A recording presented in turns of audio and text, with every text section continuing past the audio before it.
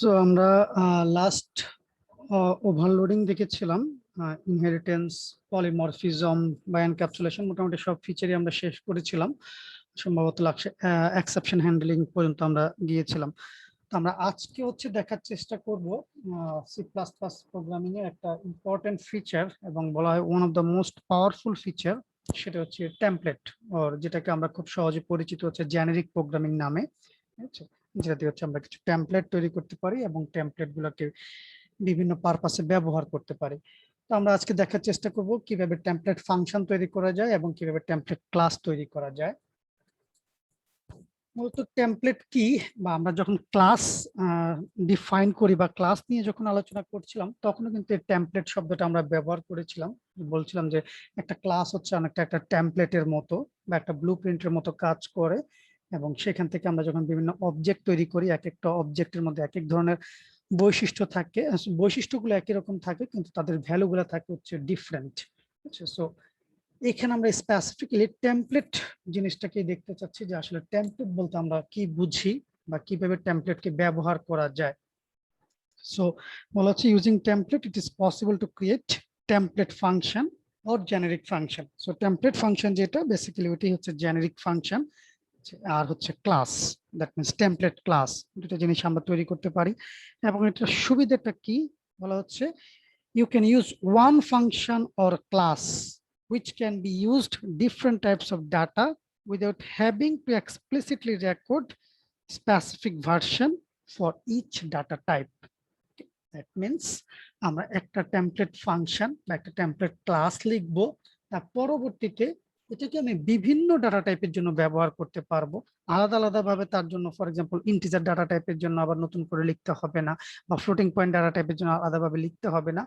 একটাই মাত্র আমি টেমপ্লেট ফাংশন লিখবো, এই টেমপ্লেট ফাংশনটাই সকল ধরনের ডাটা টাইপের জন্য কাজ করবে।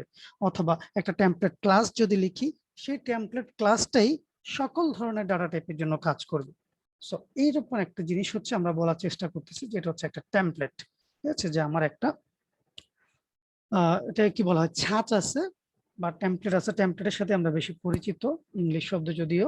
সো এটা আমি যে কোনো জায়গায় ব্যবহার করতে পারবো। যে কোনো জায়গায় ব্যবহার করতে পারবো বলতে এখানে বোঝানোর চেষ্টা করতেছি বিভিন্ন ডাটা টাইপের জন্য। সো বিভিন্ন ডাটা টাইপের জন্য এটাকে আমরা ব্যবহার করতে পারবো।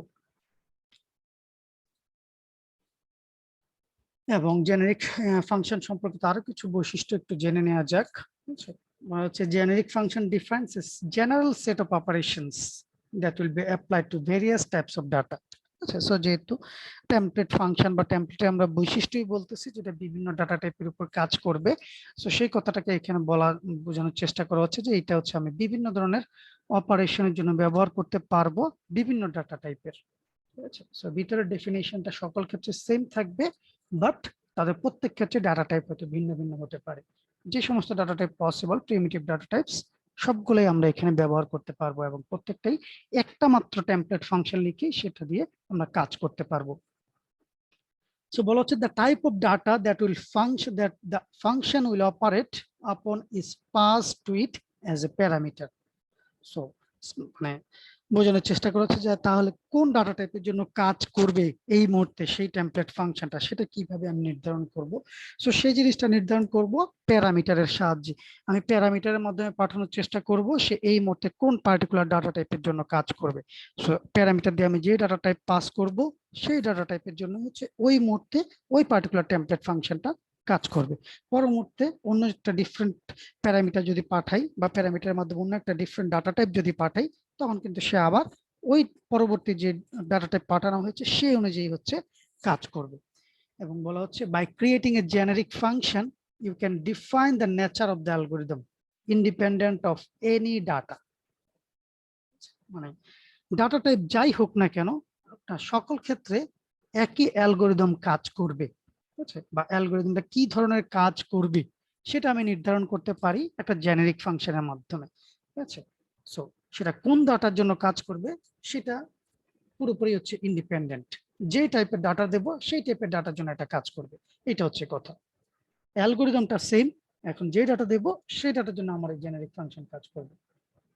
এবং কম্পাইলার অটোমেটিক্যালি জেনারেট করবে কারেক্ট কোডটা, যে এই মুহূর্তে কোন ডাটা টাইপের জন্য আমার এই অ্যালগরিদমটা তৈরি হবে বা এই টেমপ্লেট ফাংশনটা কাজ করবে। এটা অটোমেটিক্যালি রান টাইমে আমার সে ওই পার্টিকুলার ভার্সনটা জেনারেট করবে, যে প্যারামিটারটা আমি প্যারামিটারের মতো দিয়ে যে ডাটা টাইপটা পাস করেছি, সো সেই অনুযায়ী আমার সিম্পলি একটা ফাংশন তৈরি করে দেবে ওই পার্টিকুলার ডাটা টাইপের জন্য ওই টেমপ্লেট ক্লাসটা থেকে। এবং বলা হচ্ছে when you create a generic function, you are creating a function that can automatically overload itself. So I guess আমরা ওভারলোডিং কি সেটা এখনো ভুলে যাই নাই, বা ফাংশন ওভারলোডিং কি সেটা নিশ্চয়ই ভুলে যাই নাই। সো আবার একটু রিকল করার চেষ্টা করি, এটা পলিমরফিজমের একটা ফিচার ছিল, মূলত ওভারলোডিং বা ফাংশন ওভারলোডিং স্পেসিফিক্যালি আমরা এটা সাপেক্ষে বলার চেষ্টা করছি যে আমার একই নামের ফাংশন থাকবে কিন্তু তাদের ডাটা টাইপ থাকবে হচ্ছে ভিন্ন ভিন্ন, বা রিটার্ন টাইপ থাকবে হচ্ছে ভিন্ন ভিন্ন, এবং সেই অনুযায়ী ফাংশনটা ভিন্ন ভিন্ন ভাবে পারফর্ম করবে। এখানেও কিন্তু আমরা যদি এই যে জেনারিক ফাংশনটার কথা যদি চিন্তা করি, আমার ফাংশনের নামটা কিন্তু সেম থাকছে, টেমপ্লেট ফাংশনটার নাম, আমি শুধুমাত্র প্যারামিটারের মধ্যে দিয়ে ডাটা টাইপটা ডিফারেন্ট পাঠাচ্ছি, সেই অনুযায়ী আমার নতুন করে বা প্রত্যেকবার যে ডাটা টাইপ পাঠাচ্ছি সেই ডাটা টাইপ অনুযায়ী আমার একটা ফাংশন তৈরি করতেছে। তার মানে একবার যদি ইন্টিজার পাঠাই তাহলে ইন্টিজার রিলেটেড একটা ফাংশন কোড কপি তৈরি করবে, যে ফ্লোটিং পয়েন্ট পাঠাই তাহলে ফ্লোটিং পয়েন্টের জন্য একটা কপি তৈরি করবে সেম নামে। তার মানে কি, একটা ইন্টিজার ভার্সন পাচ্ছি, একটা ফ্লোটিং পয়েন্ট ভার্সন পাচ্ছি, বা একটা ডাবল ভার্সন পাচ্ছি। সো সেম নামে যেহেতু, দ্যাট মিনস আমরা ফাংশন ওভারলোডিংটাকে আসলে ইমপ্লিমেন্ট করতেছি। ঠিক আছে, বাট ওই যে ফাংশন ওভারলোডিং এর জন্য আমরা যে কাজটা করতাম, যে একবার ইন্টিজারের জন্য একটা কোড লিখতাম, ফ্লোটিং পয়েন্টের জন্য একটা কোড লিখতাম, ডাবলের জন্য একটা কোড লিখতাম, এখানে আর তিনবার করে তিনটা ভার্সনের জন্য কোড লেখার কোনো প্রয়োজন নেই। একটাই মাত্র ফাংশন আমি লিখবো, জেনারিক ফাংশন, তারপরে আমি যে ডাটা টাইপ পাঠাবো সেই অনুযায়ী আমার কম্পাইলার নির্ধারণ করে নেবে যে এই মুহূর্তে কোন ভার্সনটা আমি ব্যবহার করব। সো এই জন্য বলা হচ্ছে when you create a generic function, you are creating a function that can automatically overload itself. So এই যে ওভারলোডিংটা হচ্ছে বা ফাংশন ওভারলোডিংটা হচ্ছে অটোমেটিক্যালি হয়ে যাচ্ছে, আমাকে প্রত্যেকটার জন্য আলাদা আলাদা ফাংশন লেখার প্রয়োজন হচ্ছে না। সো আমরা এক্সাম্পল দেখলে হয়তো আরো ক্লিয়ার হয়ে যাবে। সো এখন চলে আসি এটা কিভাবে লিখতে হয় বা জেনারেল ফর্মটা আসলে কি। সো এই জেনারেল ফর্মটা সবাই একটু ভালোভাবে খেয়াল করার চেষ্টা করব। সো ফার্স্টে আমাদের একটা কিওয়ার্ড টেমপ্লেট। সো টেমপ্লেট, তারপর হচ্ছে অ্যাঙ্গুলার ব্র্যাকেট, এবং সেখানে থাকে হচ্ছে ক্লাস, এটা একটা keyword, and then t type. so t টাইপটা কি, মূলত আমরা এখানে বলতেছি t type is a placeholder. Okay, so এটা জাস্ট একটা নাম, একটা ভেরিয়েবলের নামের মতো, ঠিক আছে, এই জন্য বলা হচ্ছে place holder. Compiler with automatically replace it with an actual data type.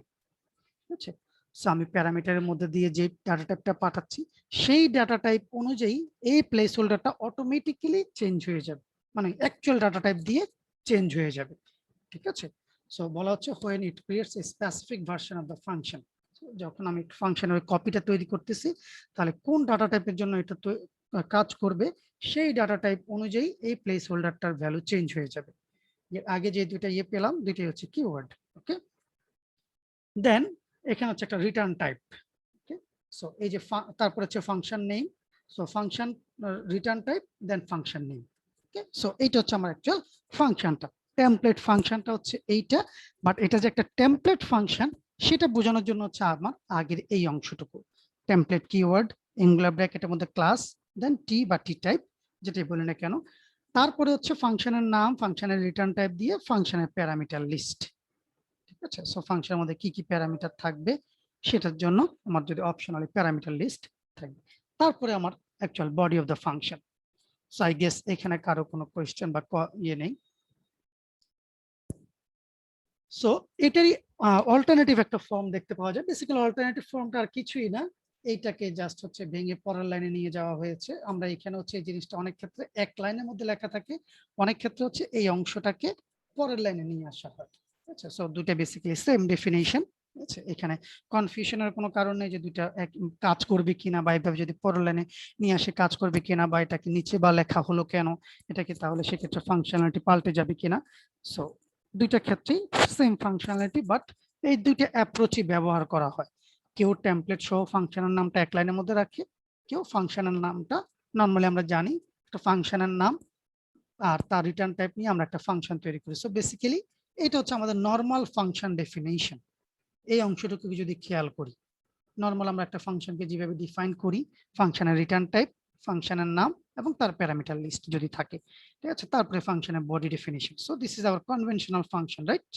But এটা যে একটা টেমপ্লেট ফাংশন হবে তার আগে হচ্ছে আমাদের এই ডেফিনেশনটুকু। এইটা মিন করছে যে এইটা হচ্ছে একটা template function, not a general function. So এখানে এই জিনিসটা ইম্পর্টেন্ট বলা আছে, it is important to understand that no other statements can occur between the template statement and the start of the generic function definition. Okay, so এই জন্যই হচ্ছে অনেকে হচ্ছে আগের এই যে সিনট্যাক্সটা এটাকে অনেকে প্রেফার করে, কেননা এই ক্ষেত্রে আর এখানে মাঝখানে ঢোকার কোনো সুযোগ নেই। বাট এইখানে কেউ মনে করতে পারে যে এইটা মনে হয় আলাদা কোনো একটা কিছু, এটা মনে হয় এখান থেকে মনে হয় ফাংশনের ডেফিনেশন শুরু হয়েছে।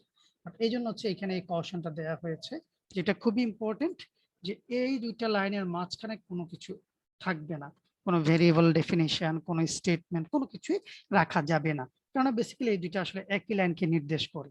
এই ফাংশনটারই আগে হচ্ছে এই অংশটা, ফাংশনের লাইনের স্টেটমেন্টটার আগেই। ওকে, সো এই জন্য হচ্ছে এই দুইটার মাঝখানে কোনো কিছু রাখা যাবে না। বাট দুইটা সিনট্যাক্সের যে কোনোটাই সিনট্যাক্স আমরা ব্যবহার করতে পারি। আমরা এই সিনট্যাক্সটাকে প্রেফার করি এই কারণে যেটা দেখতে হচ্ছে আমাদের কনভেনশনাল ফাংশনের মতো, বা আমরা নর্মালি ফাংশন যেভাবে ডিফাইন করি এটাকে আমরা সহজে ওইভাবে লিখতে পারি। সো তার আগে হচ্ছে জাস্ট আমি টেমপ্লেট কিওয়ার্ড দিয়ে কোন টাইপের জন্য এটা কাজ করবে সেই টাইপটাকে জাস্ট উল্লেখ করে দিই। ওকে, সো এতক্ষণ পর্যন্ত যা থিওরিটিক্যাল কথা বললাম এই জিনিসটাকে এখন একটু কোডের সাপেক্ষে বোঝার চেষ্টা করি যে এতক্ষণ পর্যন্ত আমি কি কথাটা বললাম। সো আমি বেসিক্যালি খুব সহজ একটা করার চেষ্টা করতেছি। এই কোডটুকু এমন অন্য কোনো কিছু বোঝার দরকার নেই, এই কোডটুকু দেখে কি যা আমরা বলতে পারি এটা কিসের কোড, শুধু এই অংশটুকু এটা কি কাজ করে, যে কেউ শর্টিং স্যার সোয়াপ করতেছে, এটা সোয়াপিং, স্যার দুইটা নাম্বারের সোয়াপিং। এটা নাম্বারের সোয়াপিং, এক্স্যাক্টলি, ঠিক আছে। সো এ এবং বি এর পজিশন এক্সচেঞ্জ করবে, এর ভ্যালুটা যেই পজিশনে ছিল, ফর এক্সাম্পল বি যদি আরেকটা ভ্যালু থাকে তাহলে বি এর পজিশনে নিয়ে যাবে, বি এর ভ্যালুটা এর পজিশনে নিয়ে আসবে, যেটা আমরা সহজ হচ্ছে সোয়াপিং নামে পরিচিত। সো সেই সোয়াপিং ফাংশনটাকে হচ্ছে আমরা এখন টেমপ্লেট ফাংশনের মাধ্যমে ইমপ্লিমেন্ট করতে চাচ্ছি। সো সোয়াপিং যদি আমি চিন্তা করি, সোয়াপিং দুইটা নাম্বারের মধ্যে হতে পারে, দুইটা ক্যারেক্টারের মধ্যেও কিন্তু হতে পারে, রাইট? ঠিক আছে, আবার দুইটা নাম্বার যদি চিন্তা করি সেটা দুইটা ইন্টিজার নাম্বারের জন্য হতে পারে, দুইটা ফ্লোটিং পয়েন্ট নাম্বারের জন্য হতে পারে, দুটো ডাবল ডাটা টাইপের নাম্বারের জন্য হতে পারে। এছাড়াও আমরা আরো বিভিন্ন ডাটা টাইপ দেখে আসছিলাম, শর্ট দেখে আসছিলাম, লং দেখে আসছিলাম। সো যে কোনোটার জন্য কিন্তু এই সর্টিং প্রযোজ্য হতে পারে, রাইট? সর্টিং না, সোয়াপিং হতে পারে। ওকে, সো যেই ডাটা টাইপ আমি পাঠাবো সেই অনুযায়ী আমার সোয়াপিংটা হবে, বা সেই পার্টিকুলার ডাটা টাইপের জন্যই যেন আমার এই ফাংশনটা কাজ করে। বাট নর্মালি আমরা যদি সোয়াপিং লিখি, ফর এক্সাম্পল আমাকে লিখতে হবে ইন্টিজার টাইপের জন্য, রাইট? তাহলে ইন্টিজার ডাটা টাইপের জন্য কাজ করবে।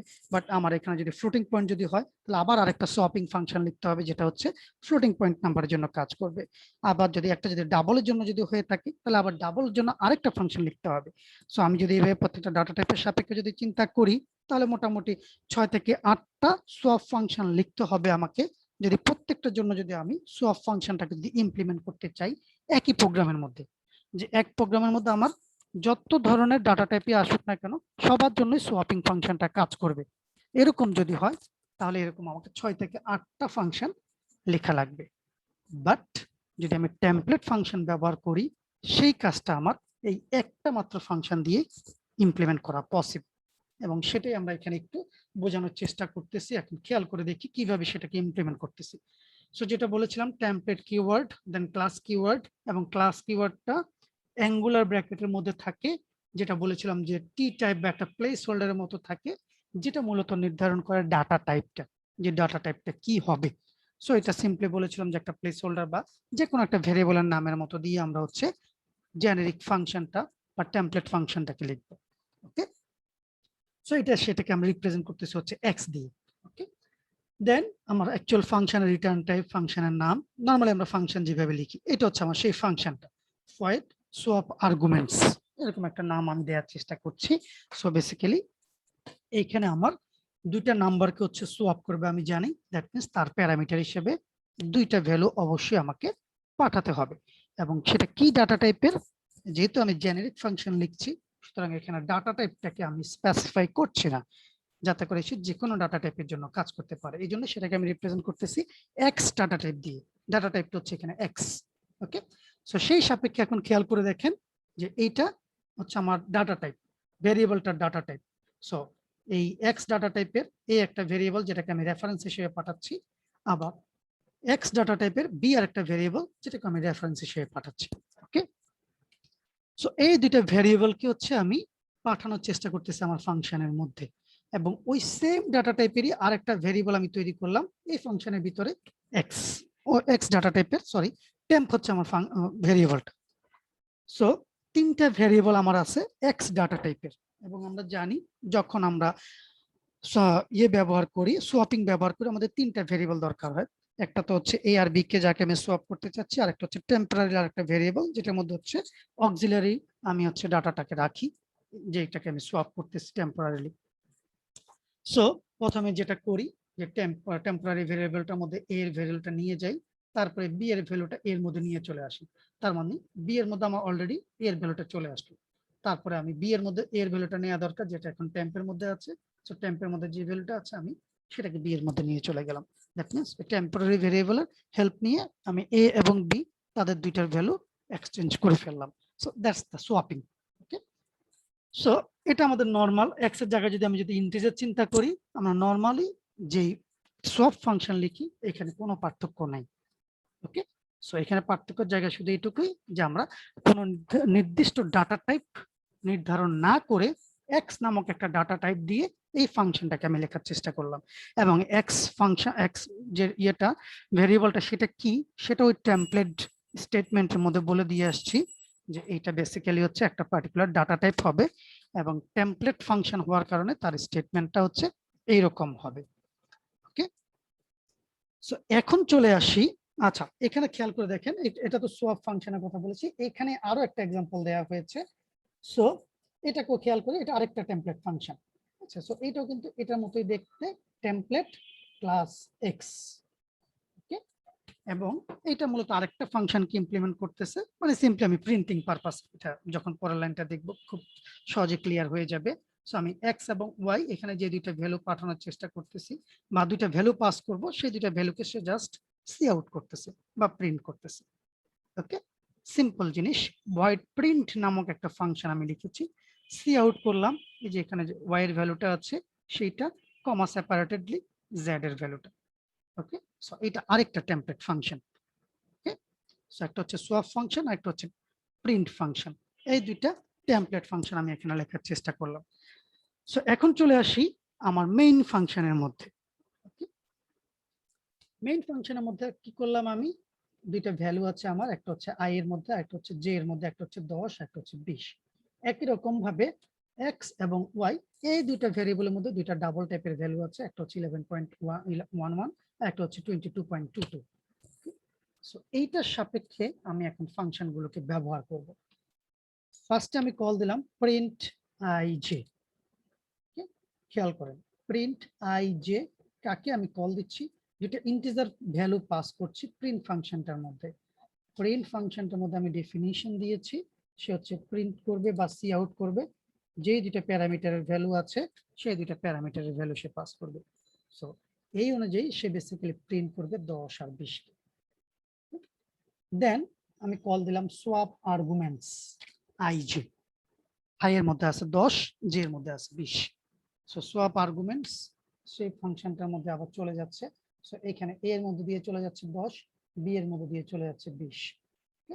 আর ডাটা টাইপটা বা এক্স, এক্স কি দ্বারা নির্ধারিত হচ্ছে, এই যে এদের ডাটা টাইপ দ্বারা। এখানে ডাটা টাইপটা হচ্ছে ইন্টিজার, দ্যাট মিন্স এটা এখন কল দিচ্ছে বা ফাংশনটা ইমপ্লিমেন্ট করতেছে ইন্টিজার ডাটা টাইপের জন্য। ওকে, যেমন এইখানে হচ্ছে ইন্টিজার ডাটা টাইপের জন্য হচ্ছে তারা প্রিন্ট ফাংশনটাকে ব্যবহার করেছে। ওকে, সো একটু পরে আবার হচ্ছে ব্যবহার করলাম প্রিন্ট আই জে, যেহেতু সোয়াপিং আমি কল দিয়েছি তার মানে আই এবং জে এর ভ্যালু অলরেডি ইন্টারচেঞ্জ হয়ে গিয়েছে। সো সেটা আমরা যদি ইয়েতে কি বলে কোড বক্সে যদি দেখি তাহলে হয়তো দেখতে পাবো। সো বাসায় ট্রাই করে দেখবো জিনিসটা কাজ করে কিনা, আমি আজকে লেকচার স্লাইডটা আপলোড করে দেবো। তো তখনই দেখতে পাবো যে এখানে আমার 20 এবং 10 প্রিন্ট করছে। সো সেম আই জে আর্গুমেন্টের জন্য, বাট আই এবং জে এর ভ্যালু কিন্তু অলরেডি চেঞ্জ হয়ে গিয়েছে। ওকে, এবং এখানে এটা কেন কাজ করছে, বা এই যে আই জে আমরা কিন্তু অ্যাকচুয়ালি আমরা কি বলি, এটাকে কল বাই ভ্যালু বলি। 10 এবং 20 দিয়ে কল করার কথা, কিন্তু আমরা কিন্তু এখানে অ্যাড্রেস পাঠিয়েছি। ঠিক আছে, সো এখানে অ্যাড্রেস পাঠানোর কারণে কিন্তু সে কিন্তু এইখান থেকে যখন আবার পুনরায় আই জে কে যখন কল দিচ্ছি, তখন কিন্তু সে আবার 20 এবং 10 কে প্রিন্ট করছে। সো সেম ব্যাপার এখানে আবার যখন আমি এক্স ওয়াই কে যখন কল দিচ্ছি, এখন কিন্তু এক্স এবং ওয়াই এর মধ্যে আছে আমাদের দুইটা ডাবল ডাটা টাইপের ভ্যালু, একটা মধ্যে হচ্ছে 11.11, একটা মধ্যে হচ্ছে 22.22। সিমিলারলি সোয়াপ আর্গুমেন্টকে কল দিচ্ছি, এবং সবচেয়ে মজার বিষয় এখন কিন্তু এই টেমপ্লেট ফাংশনটা দুইটা ডাবল ভ্যালুর জন্য সোয়াপিং ফাংশনটাকে এক্সিকিউট করতেছে। ঠিক আছে, একই রকম ভাবে প্রিন্ট ফাংশনটাও কিন্তু যখন প্রিন্ট করছে যেটা ডাবল ভ্যালুকে প্রিন্ট করছে। একটু আগে যেটা প্রিন্ট করতেছিল যেটা ইন্টিজার ভ্যালু, আমরা কিন্তু স্পেসিফাই করি নাই যে এটা ইন্টিজার ভ্যালুর জন্য প্রিন্ট ফাংশনটা কাজ করবে না ডাবল টাইপের জন্য কাজ করবে, বা ইন্টিজার ভ্যালুর জন্য সোয়াপ ফাংশনটা কাজ করবে না ডাবলের জন্য কাজ করবে। সো একটাই মাত্র ফাংশন লিখেছি, সেটাই কিন্তু ইন্টিজারের জন্য যেভাবে কাজ করছে সিমিলারলি ডাবলের জন্য কাজ করছে। এবং এটাই হচ্ছে টেমপ্লেট ফাংশনের বিশেষত্ব বা স্পেশাল ফিচার, যেটা আমরা বলতেছি যে একটাই মাত্র ফাংশন লিখবো, সেটা সকল ডাটা টাইপের জন্যই কাজ করবে। সো আই গেস টেমপ্লেট ফাংশনটা কিছুটা হলেও আমরা বুঝতে পেরেছি এখান থেকে, আমরা এই এক্সাম্পলটা থেকে। Hello sir. হ্যাঁ হ্যালো, কারো কোনো কোয়েশ্চেন আছে? হ্যালো। হ্যাঁ শ্রাবন্তী, শুনতে পাচ্ছি, বলো। শ্রাবন্তী, তোমাকে শুনতে পাচ্ছি, বলো। স্যার এইখানে স্যার এখানে স্যার এখানে রেফারেন্স না পাঠিয়ে যদি ভ্যালু পাঠিয়ে দিতাম তাহলে কি স্যার হতো বা সমস্যা ক্রিয়েট করতো? তাহলে যে সমস্যাটা হতো, এখান থেকে তো আমরা ফাংশনকে যদি এখানে যদি অ্যাড্রেস যদি না পাঠাই, তাহলে কি হতো, কল বাই ভ্যালু হতো, রাইট? কল বাই ভ্যালু হতো 10 এবং 20, এখানে সে এক্সচেঞ্জ করত। এক্সচেঞ্জ করার পরে এইখানে যদি আমি প্রিন্ট করি তাহলে কিন্তু চেঞ্জ অবস্থাটা দেখতে পাবো। বাট যদি এখান থেকে যদি বের হয়ে যদি চলে আসে, তার বাইরে কিন্তু এ এবং বি, এই যে আমি ভ্যালুগুলো পাঠালাম, এটা যে চেঞ্জটা, সেটার কিন্তু কোনো রিফ্লেকশন নাই, কেননা এটা একটা ফাংশন, এটা একটা ভিন্ন ফাংশন। এবং ফাংশনের ভিতরে আমি যদি রেফারেন্স হিসেবে যদি না পাঠাই, তাহলে কি হিসেবে যাবে, তারা জাস্ট একটা ভ্যালু হিসেবে যাবে। যেমন সেই ক্ষেত্রে এখানে 10 যাবে ভ্যালু, 20 যাবে ভ্যালু, এবং সেই অনুযায়ী সে এখানে ফাংশনে কাজ করলো, প্রসেসিং করলো, এ এবং বি এর ভ্যালু চেঞ্জ করলো। কিন্তু এখান থেকে যখন বেরোয় চলে আসতেছি, তখন তো তারা যেহেতু লোকাল ভ্যারিয়েবল হিসেবে এখানে কাজ করে, তার বাইরে তো এদের কোনো রিকগনিশন নাই। দ্যাট মিনস তখন কিন্তু আবার আই এর মধ্যে 10, জে এর মধ্যে 20 হয়ে গেল।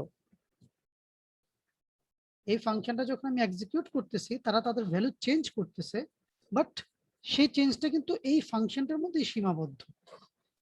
ভ্যালুগুলোর যে চেঞ্জ হলো সেটা কিন্তু বাইরে কোনো রিফ্লেকশন হবে না। তার কারণ আমরা জানি প্যারামিটারের মধ্যে দিয়ে আমরা যে ভ্যারিয়েবল গুলো পাস করি, সেগুলো কিন্তু এই ফাংশনের জন্য লোকাল ভ্যারিয়েবল হিসেবে কাজ করে, যদি না তাদেরকে আমি রেফারেন্স হিসেবে পাঠাই। এবং এই কারণে আমরা এগুলাকে রেফারেন্স হিসেবে পাঠিয়েছি, যাতে করে এই যে চেঞ্জটা, সেটা যেন আমরা এখান থেকে যেন দেখতে পাই। মানে এখান থেকে আমরা কল বাই ভ্যালু করি না, এটাকে বলা হয় call by reference, right? So call by g value, sir. Call by reference আছে। ঠিক আছে, সো আশা করি এগুলো আমরা অনেক আগে আমরা জেনে আসছি। সো সেই জিনিসটা আমরা হচ্ছে এখানে ব্যবহার করতেছি। সো কল বাই রেফারেন্সের কারণে এই যে চেঞ্জটা হলো আই এবং জে, তাদের এইখানকার যে অ্যাকচুয়াল ভ্যালু, সেটার মধ্যে চেঞ্জটা হয়ে যাবে, যার জন্য এর পরবর্তীতে আমরা যখন আই জে কে আবার প্রিন্ট করব, তাদের চেঞ্জ ইয়েটা ভ্যালুটা পাবো। যদি শুধু আই এ এবং বি দিয়ে যদি পাঠাই, তাহলে কিন্তু সেটা পাবো না। স্যার যদি এ আর বি কে যদি রিটার্ন করে দেই তাহলে কি হবে স্যার? এ এন্ড বি এর ফাংশনের ভ্যালুকে রিটার্ন করে দিলাম। হ্যাঁ, সেক্ষেত্রে হতে পারে, সেক্ষেত্রে হতে পারে। ঠিক আছে? সেক্ষেত্রে তো ভ্যালু দেওয়া ইয়া হয়ে যাবে না, সোয়াইপ হয়ে যাবে না স্যার? এ এন্ড বি না, সেক্ষেত্রে কাকে রিটার্ন করব? এখানে তো দুইটা ভ্যালু, আমরা তো নরমালি যদি ক্লাস যদি না হয় ভ্যালু তো রিটার্ন করতে পারি একটা, রাইট? জি স্যার। ভ্যালু তো রিটার্ন করতে পারবো একটা, যদি ক্লাস হয় তাহলে না হচ্ছে ওই অবজেক্টের মধ্যে সব ধরনের চেঞ্জ গুলা হয়ে যাবে। কিন্তু নরমালি আমরা যদি সি বা সি প্লাস প্লাস প্রোগ্রামের কথা যদি বলি, ক্লাস যদি না হয় সেখান থেকে তো আমরা যদি রিটার্ন টাইপের কথা যদি চিন্তা করি, একটা মাত্র ভ্যালু রিটার্ন করা যায়। এবং সেই কারণেই কিন্তু হচ্ছে এই রেফারেন্সের ইউজ বা পয়েন্টারের ইউজ, যে তার অ্যাড্রেসের মধ্যে গিয়ে ভ্যালুটাকে চেঞ্জ করে দেবে। জি স্যার। বুঝাতে পেরেছি কি আমি? হ্যাঁ স্যার। ওকে ওকে, তাহলে আমরা ফরওয়ার্ড করি। সো আরো কিছু এক্সাম্পল আছে আজকে আমাদের মোটামুটি স্যার তার মানে টেমপ্লেট ইউজ করার পরে কারণে কি স্যার মানে প্রোগ্রামের কমপ্লেক্সিটিটা কি অনেক কমে যায়? অনেকাংশে আমি যদি টেমপ্লেট ফাংশন ইউজটা যদি করতে পারি, অনেকাংশে আমার কোড অনেক শর্ট হয়ে যাবে বা অনেক সিম্পল হয়ে যাবে। এবং এই কারণে আমি গতদিনও যখন আপনাদেরকে বলতেছিলাম যে টেমপ্লেট ফাংশন কেন এত ইম্পর্টেন্ট, যে প্রোগ্রামিং যারা করে বা প্রোগ্রামিং কন্টেস্ট যারা করে তারা কিন্তু এগুলা ফ্রিকুয়েন্ট ব্যবহার করে। ঠিক আছে, কোডের কমপ্লেক্সিটি কমানোর জন্য, কোডকে ফাস্টার করার জন্য। ঠিক আছে, কেননা এই যে খেয়াল করে দেখেন, এখানে কিন্তু রান টাইমে ডিটারমাইন করছে আমার কোন ভার্সনটা ব্যবহৃত হবে।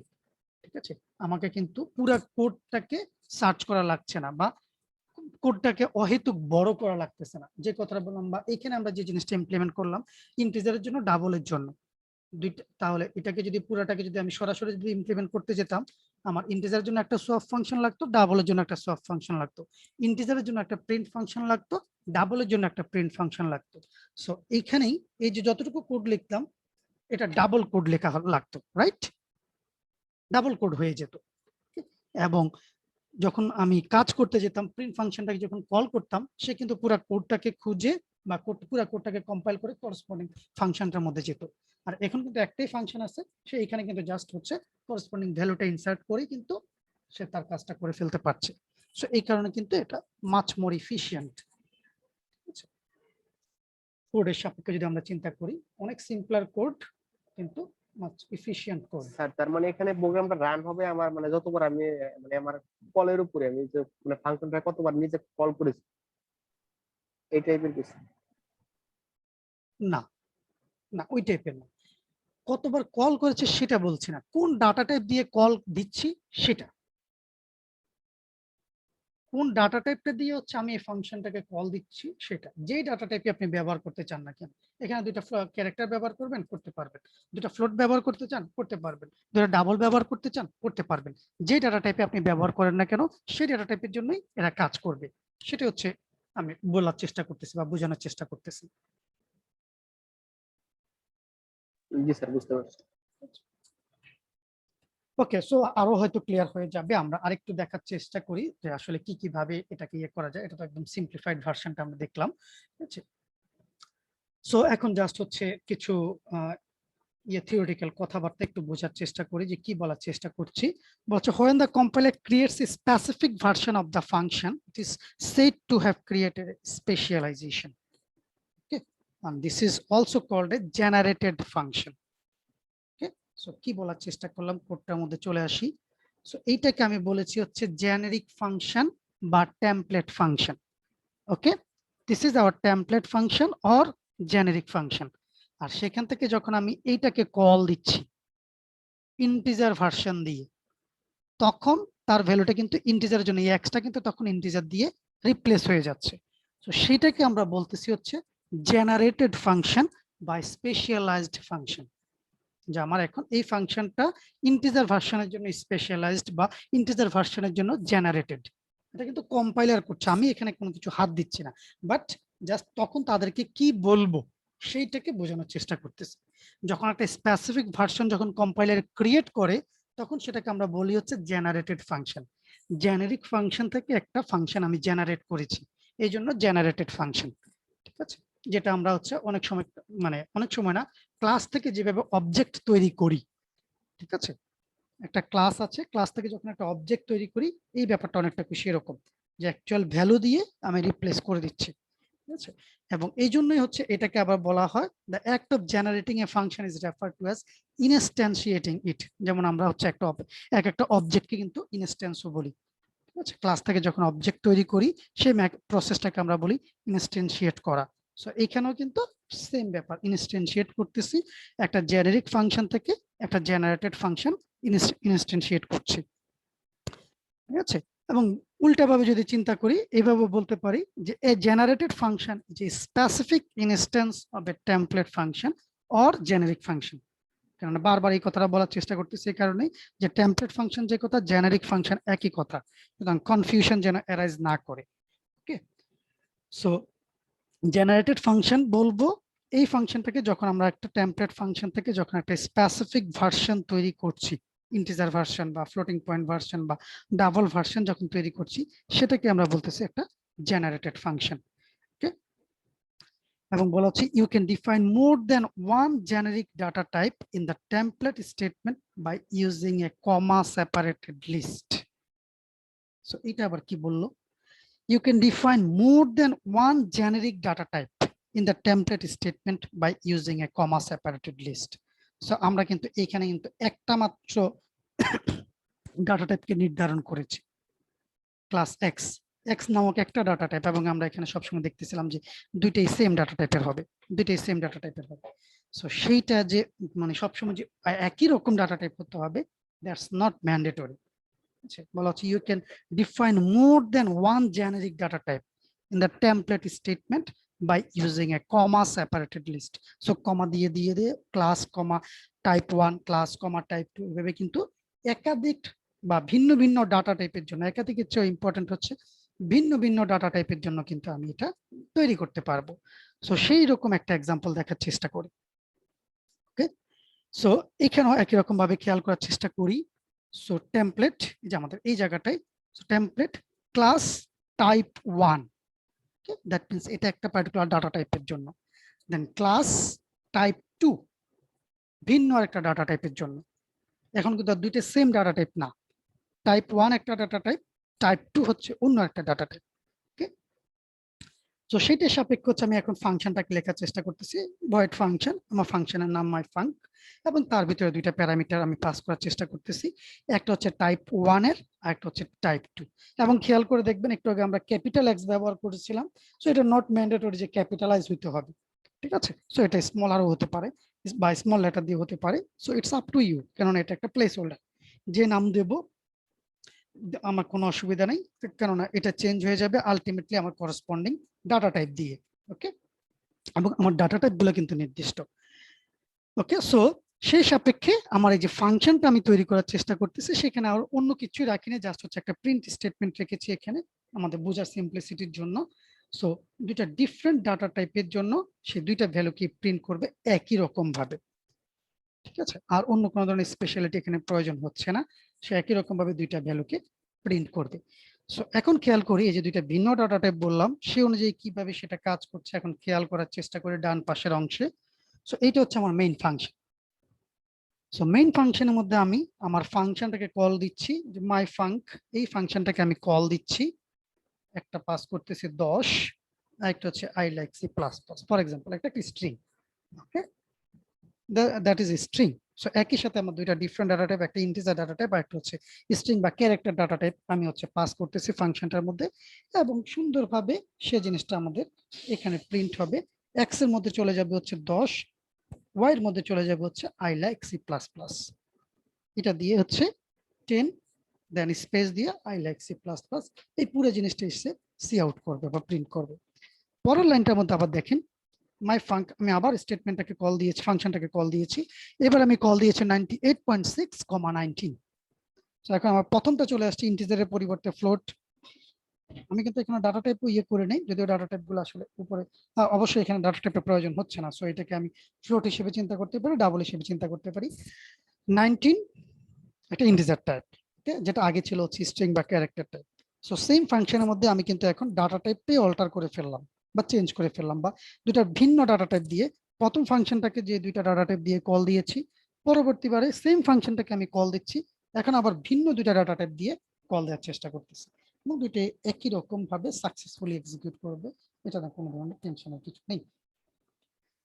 সো এই জিনিসটা আমরা যেটা বোঝানোর চেষ্টা করতেছি যে একই সাথে হচ্ছে মাল্টিপল ডাটা টাইপ বা ডিফারেন্ট ডাটা টাইপ নিয়েও কিন্তু আমি আমার ফাংশন তৈরি করতে পারি, এবং প্রত্যেকবার কিন্তু এই ডিফারেন্ট ডাটা টাইপের জন্যই আমার করেসপন্ডিং ভার্সন তৈরি হবে।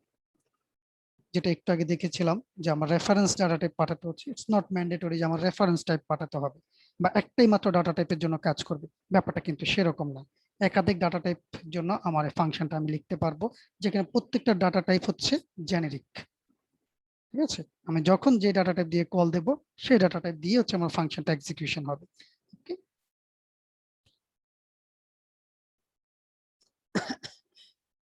ওকে, সো বলা হচ্ছে জেনারিক ফাংশনস আর মোর রেস্ট্রিক্টেড দেন ওভারলোডেড ফাংশন। সো প্রথম স্লাইডে যখন বলেছিলাম কিছু সম্পর্ক তৈরি করার চেষ্টা করেছিলাম ফাংশন ওভারলোডিং এর সাথে, রাইট, বা ওভারলোডেড ফাংশনের সাথে, বা তার সাথে আমাদের সিমিলারিটি যেরকম আছে বাট কিছু ডিফারেন্সও আছে। ঠিক আছে, সো সিমিলারিটি দেখলাম যে একই নামের ফাংশন কিন্তু আমি কল দিচ্ছি, তো সেই সাপেক্ষে ফাংশন ওভারলোডিং হচ্ছে, বাট তার মধ্যে কিন্তু মেজর চেঞ্জ আছে। ঠিক আছে, মেজর চেঞ্জের জায়গাটুকু কি সেটুকু এখন বোঝার চেষ্টা করি। বলা হচ্ছে overloaded functions can alter their processing logic. So এইটা কি বলার চেষ্টা করছি, overloaded functions can alter their processing logic. বা এখন এক্সাম্পলে চলে যাই, যে আবার আমি অ্যাড ফাংশন অ্যাড ফাংশনের ওভারলোডিং এ চলে যাই। যে অ্যাড ফাংশনের ওভারলোডিং এর মধ্যে আমরা কি করি, দুটো ইন্টিজার নাম্বার এডিশন, দুটো সাবট্রাকশন নাম্বার, সরি দুটো ফ্লোটিং পয়েন্ট নাম্বার এডিশন, দুটো ডাবল নাম্বার এডিশন, এইভাবে ইমপ্লিমেন্ট করতে পারি। বাট অন্যভাবে যদি বলি যে আমার ডিসপ্লে নামক একটা ফাংশন আছে, ডিসপ্লে নামক একটা ফাংশনের মধ্যে আমি চাইলে কিন্তু যদি ওভারলোড করি ভিন্ন ভিন্ন কিন্তু স্টেটমেন্ট কিন্তু লিখতে পারি, রাইট। সো কোনোটার মধ্যে আমি হয়তো সিম্পলি কিছু প্রিন্টিং স্টেটমেন্ট রাখলাম, আবার অন্য একটা মধ্যে আগে হচ্ছে কিছু এডিশন সাবট্রাকশন বা কিছু প্রসেসিং করলাম, তারপরে কিছু প্রিন্টিং করলাম। ঠিক আছে, এইভাবে কিন্তু একই নামের ফাংশন তার ভিতরে কিন্তু প্রসেসিং কোড বা স্টেটমেন্ট কিন্তু ভিন্ন হতে পারে, যেটা হচ্ছে ওভারলোডেড ফাংশনের ক্ষেত্রে। কারণ ওভারলোডিং এর মধ্যে আমরা বলছি যে একই নামের ফাংশন হবে, তাদের রিটার্ন টাইপ এবং ডাটা টাইপ গুলা ভিন্ন ভিন্ন হবে, এবং সেটাকে আমরা বলেছি হচ্ছে ওভারলোডিং। বাট তাদের ভিতরে ফাংশন বডিতে কিন্তু চেঞ্জ থাকতে পারে। ওকে, ফাংশন ওভারলোডিং এর মধ্যে ফাংশন বডিতে চেঞ্জ করা পসিবল, এই জন্যই বলা হচ্ছে overloaded functions can alter their processing logic, মানে বডি, ফাংশন বডি যেখানে হচ্ছে প্রসেসিং লজিকটা থাকে। But a generic function has only a single processing logic for all data types. That is important. So generic function তো অনেক সুবিধা দেখলাম, কিন্তু তার কিন্তু একটা মেজর রেস্ট্রিকশন হচ্ছে এই জায়গাটায়, যে তার মধ্যে কিন্তু প্রসেসিং লজিকটাকে কিন্তু চেঞ্জ করা যাবে না। সো ডাটা টাইপ ভিন্ন ভিন্ন ডাটা টাইপের জন্য সে কাজ করবে, কিন্তু সে কাজ করবে সিঙ্গেল প্রসেসিং লজিকের জন্য, মানে ফাংশনের বডিটাকে আমি চেঞ্জ করতে পারবো না।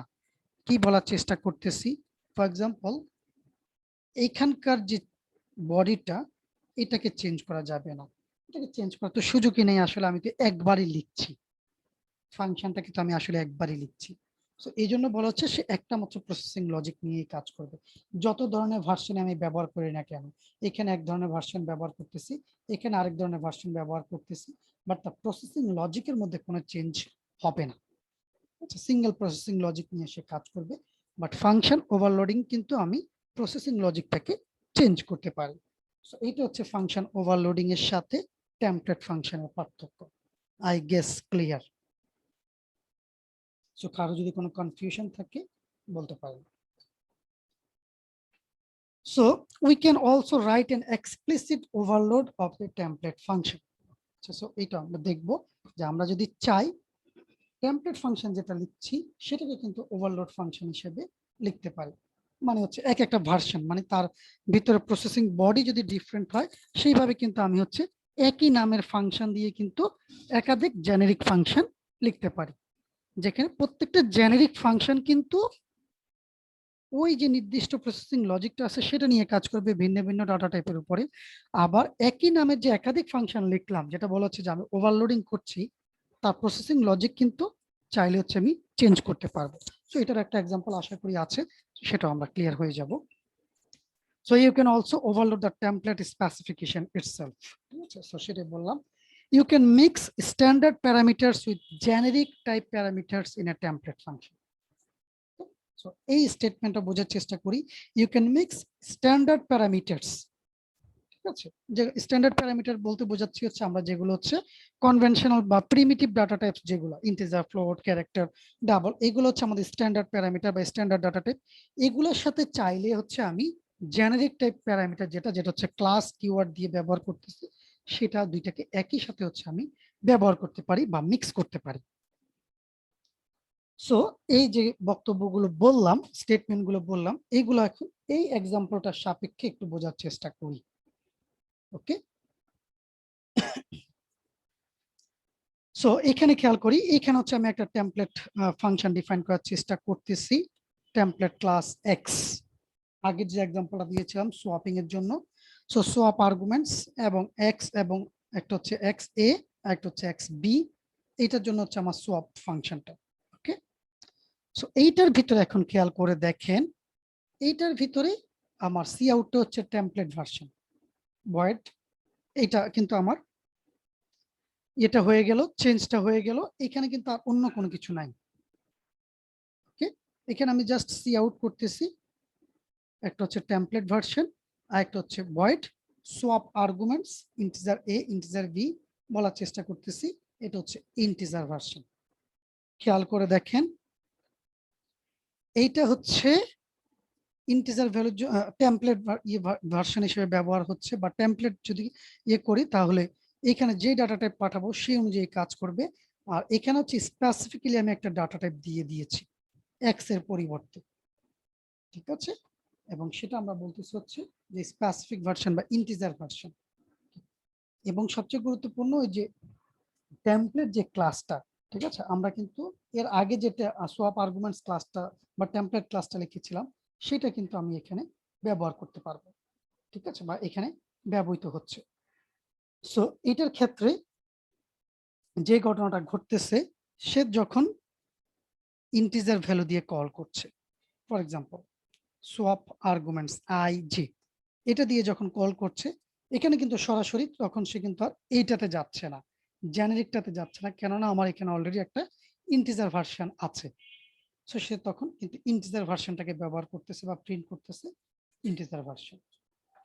আবার সোয়াপ আর্গুমেন্টস এক্স ওয়াই, যেখানে এক্স এবং ওয়াই এর মধ্যে ভ্যালু আছে ডাবল ডাটা টাইপের, এটা দিয়ে যখন আমি সোয়াপ আর্গুমেন্টস ফাংশনটাকে কল দিচ্ছি, তখন কিন্তু সে যখন এখানে টেমপ্লেটের মধ্যে যখন যাচ্ছে, তখন কিন্তু ডাবল টাইপের জন্য কিন্তু কোনো কিছু ডিফাইন করা নাই, তখন কিন্তু সে জেনেরিক যেই ভার্সনটা সেটাকে ব্যবহার করছে, আচ্ছা, যেটাকে আমরা বলতেছি যে টেমপ্লেট ভার্সনটাকে সে তখন প্রিন্ট করতেছে বা সি আউট করতেছে টেমপ্লেট ভার্সন।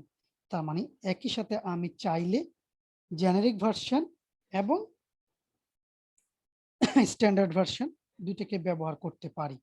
এবং এখানে দেখেন আমার ভয়েড সোয়াপ আর্গুমেন্টস, এটাও ভয়েড সোয়াপ আর্গুমেন্টস, এবং দুইটার মধ্যে কিন্তু আমাদের প্রসেসিং লজিক কিন্তু ভিন্ন, যদিও দুইটা প্রিন্ট করতেছে বাট কন্টেন্ট কিন্তু ভিন্ন, এবং সেই অনুযায়ী আমরা বোঝানোর চেষ্টা করতেছি যে তাদের প্রসেসিং লজিক কিন্তু ভিন্ন। দ্যাট মিনস আমরা চাইলে হচ্ছে ওভারলোড করতে পারি, টেমপ্লেট ফাংশনকে আমরা ওভারলোড করতে পারি, বা এখানে যদি বলি এখানে আমরা এই সোয়াপ আর্গুমেন্টস ফাংশনটাকে বেসিক্যালি ওভারলোডিং করেছি, ঠিক আছে? একটা হচ্ছে জেনারিক হিসেবে ব্যবহৃত হচ্ছে, একটা হচ্ছে ইন্টিজারের জন্য ব্যবহৃত হচ্ছে।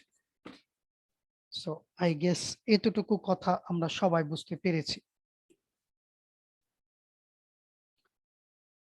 সো টেমপ্লেট ফাংশনের রিসেন্টলি আরো একটা সিনট্যাক্স চলে আসছে, মানে আগে যে দুইটা সিনট্যাক্স দেখেছিলাম সেই সিনট্যাক্সটার বাইরে আরো একটা সিনট্যাক্স ব্যবহৃত হয়।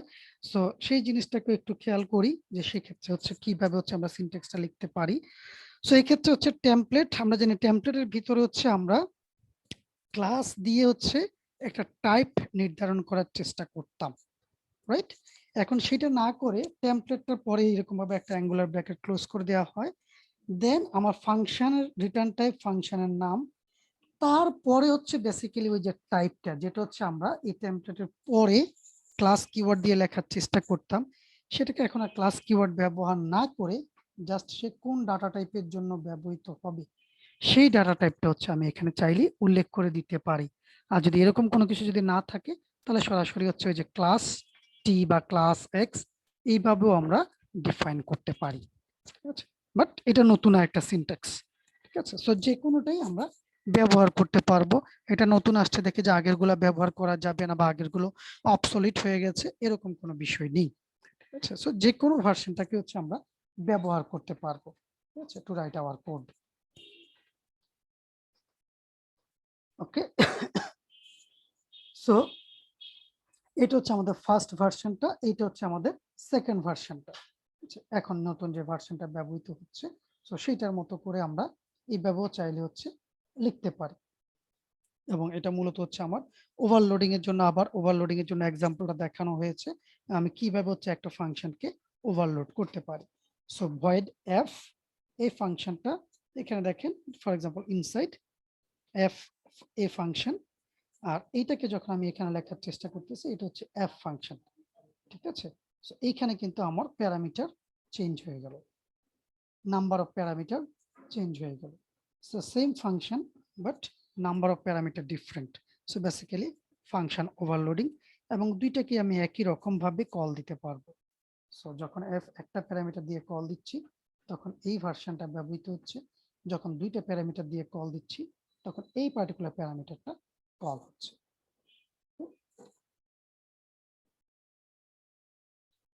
সো এরকম ভাবে হচ্ছে অনেকগুলা এক্সাম্পল আমরা এখানে দেওয়ার চেষ্টা করেছি প্রত্যেকটা ভার্সনের জন্য। যেমন এটা হচ্ছে মিক্সড, ঠিক আছে, যেটা বলেছিলাম যে আমরা স্ট্যান্ডার্ড প্যারামিটারের সাথে জেনেরিক প্যারামিটার বা টেমপ্লেট ডাটা টাইপ দুইটাকে আসলে ব্যবহার করতে পারবো। সো এইখানে খেয়াল করে দেখি, এইখানে যে টেমপ্লেট ক্লাসটা আমরা লেখার চেষ্টা করতেছি একটা হচ্ছে এক্স ডাটা টাইপ, যেটা যে কোনো ডাটা টাইপ হতে পারে। সো ওই টাইপের একটা ভেরিয়েবল যেটা হচ্ছে ডাটা, আর একটা হচ্ছে ইন্টিজার টাইপের একটা ভেরিয়েবল। ওকে, সো ওই টাইপের একটা ভেরিয়েবল পাস করতেছি, দ্যাট মিন্স এটা হচ্ছে জেনারিক ডাটা টাইপের একটা ভেরিয়েবল, এটা হচ্ছে ইন্টিজার বা স্ট্যান্ডার্ড ডাটা টাইপের একটা ভেরিয়েবল। সো দুইটাকেই কিন্তু আমি সেম টেমপ্লেট ক্লাসের মধ্যে, সরি টেমপ্লেট ফাংশনের মধ্যে ব্যবহার করতে পারতেছি বা ব্যবহার করতে পারি, ঠিক আছে। সো যখন আমি যেটা দিয়ে কল করি খেয়াল করার চেষ্টা করি, এখানে প্রথমটা যে কোনোটাই হতে পারে, দ্বিতীয়টা কিন্তু মাস্ট বি ইন্টিজার, এবং সেই অনুযায়ী এখানে একটা প্রসেসিং হচ্ছে, কি প্রসেসিং আমি ডিটেলসে যাচ্ছি না। বাট আমাদের এখানে ইম্পর্টেন্ট ব্যাপার হচ্ছে এই জায়গাটা, যে প্রথম ডাটা টাইপটা যে কোনোটা দিয়ে আমি পাঠাতে পারবো, আর্গুমেন্ট কল দিতে পারবো। সেকেন্ডটা হচ্ছে ইন্টিজার। সেই রেসপেক্টে এখন খেয়াল করি যখন আমি ট্যাব আউট এই ফাংশনটাকে যখন কল দিচ্ছি, this is a test comma 0, that means প্রথমটা হচ্ছে স্ট্রিং, তারপরেরটা হচ্ছে ইন্টিজার 100,1। সো দুইটাই ইন্টিজার। থার্ড ওয়ান একটা ক্যারেক্টার এক্স, এক্স নামক একটা ক্যারেক্টার, তারপর হচ্ছে 2। সো প্রথমটা ক্যারেক্টার তারপরে ইন্টিজার। সো সেকেন্ডটা মাস্ট বি ইন্টিজার, যেহেতু আমি এখানে ফিক্সড ইন্টিজার ডাটা টাইপ ইয়ে করে দিয়েছি, ফিক্স করে দিয়েছি। তারপরে এখানে হচ্ছে বেসিক্যালি একটা ফ্লোটিং পয়েন্ট নাম্বার, যেহেতু 10/3 আলটিমেট একটা ফ্লোটিং পয়েন্ট নাম্বার জেনারেট করবে। সো সেটাও আমি চাইলে এইভাবে পাঠাতে পারি, দেন কমা একটা ইন্টিজার ভ্যালু যেটা হচ্ছে 3। সো ভিন্ন ভিন্ন ডাটা টাইপ কিন্তু আমি প্রথম যেটা ছিল জেনারিক ডাটা টাইপ সেটার জন্য কিন্তু আমি কল করতে পারছি, আর সেকেন্ডটা যেহেতু আমি হচ্ছে একটা স্পেসিফিক ডাটা টাইপ দিয়ে দিয়েছি, সেই স্পেসিফিক ডাটা টাইপ দিয়ে কিন্তু আমি কল দিচ্ছি। সো দ্যাট মিনস আমি চাইলে মিক্স ডাটা টাইপও আমি টেমপ্লেট ক্লাসের মধ্যে, টেমপ্লেট ফাংশনের মধ্যে ব্যবহার করতে পারি। ওকে, সো বারবার টেমপ্লেট ফাংশন বলতে গিয়ে টেমপ্লেট ক্লাস চলে আসতেছিল। So here is template class, ঠিক আছে। So this is very much similar to template function, আচ্ছা, জাস্ট টেমপ্লেট ফাংশনের জায়গায় আমি এখন ক্লাসটাকেই একটা টেমপ্লেটের আদলে নিয়ে আসছি, ঠিক আছে।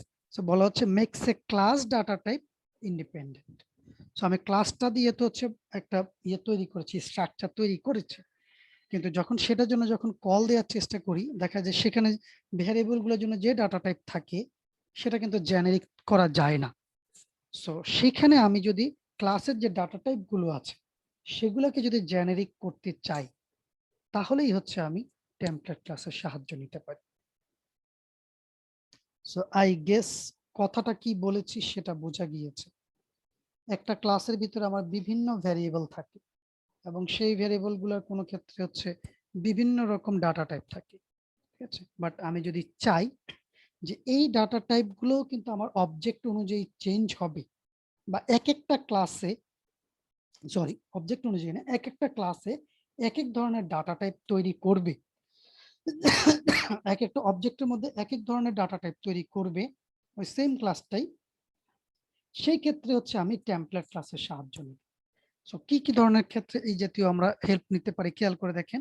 Useful when a class contents generalizable logic, মানে ক্লাসের যে লজিকটা সেটা হচ্ছে জেনারেলাইজড, বিভিন্ন ডাটা টাইপের জন্য এটা ব্যবহৃত হতে পারে। For example A generic stack, ঠিক আছে। সো স্ট্যাক অপারেশন অলরেডি আপনারা জানেন, 1 2 তে না পড়লেও 2 1 এ অলরেডি পড়া হয়ে গিয়েছে। স্ট্যাক, কিউ, লিঙ্ক লিস্ট এগুলো সবই আমাদের পরিচিত, রাইট। সো স্ট্যাক বিভিন্ন ডাটা টাইপের জন্য ব্যবহৃত হতে পারে, একই রকম ভাবে কিউ সকল ধরনের ডাটা টাইপের জন্য ব্যবহৃত হতে পারে। লিঙ্ক লিস্ট সেটাও বিভিন্ন ধরনের ডাটা টাইপের জন্য ব্যবহৃত হতে পারে। বাট ইম্পর্টেন্টলি এদেরকে কিন্তু একটা ক্লাস হিসেবে আমরা ডিফাইন করতে পারি তাদের অপারেশনস গুলো, রাইট। সো এটা যাতে বিভিন্ন ডাটা টাইপের জন্য কাজ করে, এটাই কিন্তু আমি চাইলে একটা টেমপ্লেট ক্লাসের আন্ডারে নিয়ে চলে আসতে পারি। এবং বলা হচ্ছে the actual data type is specified while declaring an object of the class. So আমি যখন একটা অবজেক্ট তৈরি করতেছি সেখানে আমি যেই ডাটা টাইপ প্যারামিটার দিয়ে পাস করতেছি সেই ডাটা টাইপ অনুযায়ী কিন্তু ক্লাসের ওই জেনারিক ক্লাসের করসপন্ডিং ভ্যালুগুলো নির্ধারিত হবে বা ডাটা টাইপটা নির্ধারিত হবে। সো এখন দেখার চেষ্টা করে একটা টেমপ্লেট ক্লাস কিভাবে লেখা যায়, এটার একটা এক্সাম্পল দিয়ে হয়তো আমরা ক্লাসটা শেষ করব। সো টেমপ্লেট ক্লাসটাকে কিভাবে লিখতে পারি, একটু আগে টেমপ্লেট ফাংশনের ডেফিনিশন আমরা দেখেছিলাম। So similar definition. So template keyword once again, so class T type 1 class T type 2 এভাবে class T type n। So যতগুলো ডাটা টাইপ হচ্ছে আমি নির্ধারণ করতে চাচ্ছি এখানে, ততগুলো ডাটা টাইপ হচ্ছে আমি এখানে উল্লেখ করে দেব, ঠিক আছে। সো আমার এই ক্লাসটার মধ্যে যতগুলা ডিফারেন্ট ক্যাটাগরির ডাটা টাইপ হতে পারে সবগুলো আমি এখানে স্পেসিফাই করে দিতে পারি, এবং তারপরেই হচ্ছে ক্লাস দিয়ে ক্লাস নেম বা নরমালি আমি যেভাবে ক্লাস লিখি, ঠিক আছে। সো এই অংশটা নরমালি আমি যেভাবে ক্লাস লিখি সেই ক্লাসের ডেফিনিশন হুবহু সেম হবে, এখানে কোনো চেঞ্জ নাই, ঠিক আছে। শুধু চেঞ্জের জায়গা থাকবে একটা, যে আমরা যেহেতু এখানে স্পেসিফিক কোনো ডাটা টাইপ বলছি না, সো যেখানে আমি ডাটা টাইপ ডাটা টাইপ দেখতে চাচ্ছি, সো তার করসপন্ডিং এই টি টাইপটা এখানে উল্লেখ করে দেব, ঠিক আছে। সো এখন সেটার বিভিন্ন ভার্সন কিভাবে পাবো, বলা হচ্ছে once you have created a generic class you can create a specific instance of that class using the general form. So normally আমরা অবজেক্ট যেভাবে তৈরি করি সেটার মতোই অবজেক্ট তৈরি করব, বাট এখানে হচ্ছে জাস্ট তার আগে একটু উল্লেখ করে দিতে হবে কোন টাইপের জন্য আমি অবজেক্টটা তৈরি করতেছি, এটা কি ইন্টিজার টাইপের জন্য না ইন্টিজার ফ্লোট, এটার জন্য কোন ডাটা টাইপের জন্য হচ্ছে আমি এটা তৈরি করতেছি। সো সেই টাইপটা হচ্ছে আমি এখানে উল্লেখ করে দেব। সো একটু খেয়াল করার চেষ্টা করি, এখানে যে এক্সাম্পলটা দেয়া আছে টেমপ্লেট ক্লাস, ওকে। সো প্রথমটা হচ্ছে ডেফিনিশন, যে আমি একটা ক্লাস লিখতে চাচ্ছি কিন্তু সেখানে আমার ডাটা টাইপটা হচ্ছে জেনেরিক, এবং সেটা একটা মাত্র ডাটা টাইপের জন্যই এখানে কাজ করানোর চেষ্টা করতেছি। তো সেজন্য হচ্ছে এক্স নামক একটা ডাটা টাইপ আমি নিয়েছি, আর এখানে যে ক্লাসটা আমি ইমপ্লিমেন্ট করতে চাচ্ছি সেই ক্লাসটা হচ্ছে স্ট্যাক ক্লাস, ওকে। সো স্ট্যাক ক্লাস কি, কিভাবে কাজ করে আমরা মনে হয় জানি। সো এখানে দুইটা মেথড থাকে, একটা হচ্ছে পুশ আর একটা হচ্ছে পপ। সো নতুন কোনো এন্ট্রি যদি অ্যাড করতে হয় সেক্ষেত্রে হচ্ছে আমরা পুশ মেথডটাকে ব্যবহার করি, আর কারেন্টলি আমার যে সমস্ত আইটেম আছে বা এলিমেন্ট আছে সেখান থেকে কোনোটাকে যদি আমার রিমুভ করতে হয় তাহলে হচ্ছে আমি পপ মেথডটাকে ব্যবহার করি। সো স্ট্যাকের এক্সাম্পল যদি বলি তাহলে আমরা বইয়ের স্তূপ চিন্তা করতে পারি, প্লেটের স্তূপ চিন্তা করতে পারি। সো অনেকগুলা প্লেট যদি থাকে এটা কিন্তু আমরা সাজিয়ে রাখি একটার উপরে একটা, একই রকম ভাবে যেটা বললাম বইয়ের কথা যদি বলি একটা বইয়ের উপরে আমরা কিন্তু আরেকটা বই সাজিয়ে রাখি। সো যদি আমাদের কখনো যদি বই যদি সরাতে হয়, আমাদের কি করতে হয়, একদম উপরে যে আইটেমটা আছে বা উপরে যে বইটা আছে সেটাকে ফার্স্টে রিমুভ করতে হয়, রাইট? তারপরের আইটেমটা, এভাবে যদি লাস্ট আইটেমটাকে যদি রিমুভ করতে হয়, একে একে উপর থেকে সবগুলো আইটেমকে আমাকে সরাতে হবে, তারপরে হচ্ছে আমি লাস্ট আইটেমটাকে রিমুভ করতে পারবো। এবং এই জন্য এই যে মেকানিজমটা, এটাকে বলা হয় ফার্স্ট ইন ফার্স্ট আউট বা ফিফু স্ট্রাকচার। সো ডাটা স্ট্রাকচারের মধ্যে অলরেডি জানেন আপনারা, আমি আর ফার্দার ডিটেলসে যাচ্ছি না বা ইমপ্লিমেন্টেশন ডিটেলসেও যাচ্ছি না। সো এই জন্য হচ্ছে আমরা ব্যবহার করব হচ্ছে পুশ এবং পপ, এই দুটো মেথড। যদি আমি কোনো আইটেম ইনসার্ট করতে চাই পুশ, কোনো আইটেমকে রিমুভ করতে চাইলে pop method. So this is hour stack class. Okay, so এখানে যেখানে হচ্ছে আমার ডাটা টাইপের ব্যাপারটা আছে, সেই জায়গায় হচ্ছে আমার এক্স দ্বারা সেটাকে আমি ব্যবহার করেছি।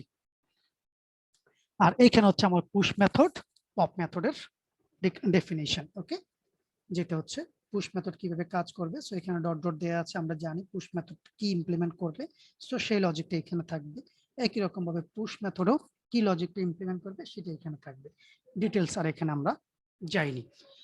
ওকে, সো এই অনুযায়ী আমি যখন কল দেব বা একটা অবজেক্ট যখন এই স্ট্যাক ক্লাসটা তৈরি করব, সো আমি যদি ইন্টিজার দিয়ে যদি কল দেই, তাহলে হচ্ছে সকল ক্ষেত্রে হচ্ছে এক্সটা ইন্টিজার দ্বারা রিপ্লেস হয়ে যাবে। যদি ফ্লোট দিয়ে যদি কল দেই, সকল জায়গায় ফ্লোট দিয়ে রিপ্লেস হয়ে যাবে। যদি ডাবল দিয়ে যদি কল দেই, তাহলে ডাবল দ্বারা রিপ্লেস হয়ে যাবে। So this is template class. এবং মোটামুটি আমরা যেটা জেনেরিক প্রোগ্রামিং যেটা বললাম, আমাদের ডিসকাশন মোটামুটি এতটুকু পর্যন্ত ছিল। এটার ইমপ্লিমেন্টেশনটা বা এটার জন্য যে মেইন ফাংশনটা যেটা বললাম, যদি কল দিতে চাই, কার জন্য কল দিতে চাই, এখানে দুইটা কল আছে, একটা হচ্ছে ক্যারেক্টারের সাপেক্ষে, একটা হচ্ছে ডাবলের সাপেক্ষে। ঠিক আছে, সো যে মেথড গুলো ছিল, ইনিট মেথড ছিল, পুশ মেথড ছিল, পপ মেথড ছিল, দুইটার মধ্যে আমি সিমিলার ফাংশনালিটিস গুলো ইমপ্লিমেন্ট করতে পারি। সবচেয়ে গুরুত্বপূর্ণ বিষয় যেটা, এই অংশটায় খেয়াল করেন, ক্যারেক্টার আমি ডিফাইন করে দিলাম। সো আমি যখন আইটেম গুলোকে যখন ইনসার্ট করব বা আইটেম যখন এই ক্লাসটার মধ্যে যখন পাঠানোর চেষ্টা করব, অল আর ক্যারেক্টার্স, এইখানে কিন্তু আমি স্পেসিফাই করেছি ডাবল। সো যখনই আমি এলিমেন্ট গুলোকে পাঠানোর চেষ্টা করতেছি, সকল এলিমেন্ট হচ্ছে ডাবল। সো এইভাবে হচ্ছে আমি চাইলে একটা ক্লাসকে টেমপ্লেট ক্লাস হিসাবেও ডিক্লেয়ার করতে পারি। আর প্রথমে আমরা যেটা দেখলাম টেমপ্লেট ফাংশন। সবাই কি শুনতে পাচ্ছেন আমাকে? ওকে, সো আমার ইলেকট্রিসিটি চলে গিয়েছে, ক্লাস শেষ করব এমন সময় চলে গেছে কারেন্ট।